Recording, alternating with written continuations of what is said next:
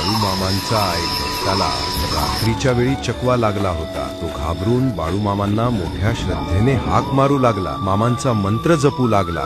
ओम नमः शिवाय, ओम बाळूमामा कैवल्य धामा, ओम सद्गुरु श्री बाळूमामा नमो नमः. बाळूमामा मला मार्ग दाखवा, तुमच्याशिवाय मी एकटा आहे. ओम नमः शिवाय, ओम बाळूमामा. चमत्कार झाला. त्या अंधाऱ्या वाटेवर अचानक त्याला एक मेंढी दिसू लागली आणि बघता बघता त्याला एक वृद्ध साधे मेंढपाळ आजोबा त्या मेंढी सोबत दिसले. ते वृद्ध आजोबा त्या भक्ताला म्हणाले, बाळा, तुझ्या गावाला चालला आहेस, मी सुद्धा त्याच गावात चाललोय, चल आपण एकत्र जाऊया. भक्ताला आश्चर्य वाटले. त्याने विचार केला की या अंधारात हे आजोबा एकटे कसे. तो त्या वृद्ध आजोबांच्या पाठीमागून आणि सोनेरी मेंढीच्या बाजूने चालू लागला. आजोबा, तुम्ही या इतक्या रात्री या घनदाट अंधारात कुठे चालला आहात? तुम्हाला भीती नाही वाटत का? बाळा, ही माझी मेंढी वाट चुकली होती रे. ती अशी एकटी जंगलात भटकू नये म्हणून तिला शोधत शोधत मी इथे आलो. अशाच वाट चुकलेल्या मेंढ्यांच्या हाकेला आणि त्यांच्या रक्षणासाठी धावणारा मी एक गरीब मेंढपाळ आहे. पण इथे तर रस्ताही दिसत नाहीये, तुम्हाला भीती वाटत नाही का? ज्याच्या मनात देव असतो त्याला कशाची भीती? आणि मी एकटा कुठे आहे? ही माझी मेंढी आहे ना सोबत. जिथे मी जातो तिथे प्रकाश असतो. चल माझ्या सोबत, मी तुला या चकव्यातून सुरक्षित बाहेर काढतो. भक्ताला त्या आजोबांच्या बोलण्यात अथांग प्रेम आणि निर्भयता जाणवली. त्याला कळले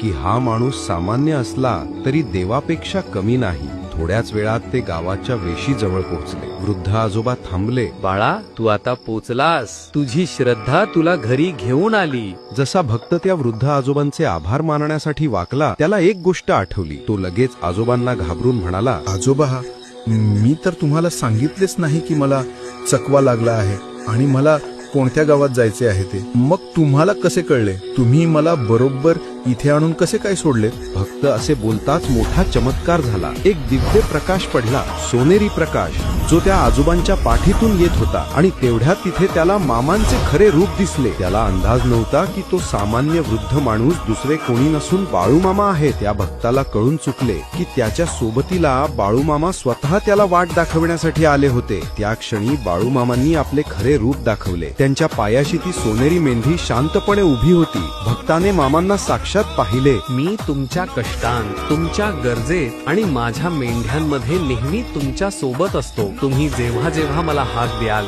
मी तुमच्यासाठी, माझ्या भक्तांसाठी मी सदैव धावून येईन. पण लवकरच भेटूया आजोबा आणि नातू या सिरीजच्या पुढील भव्य सीझन मध्ये.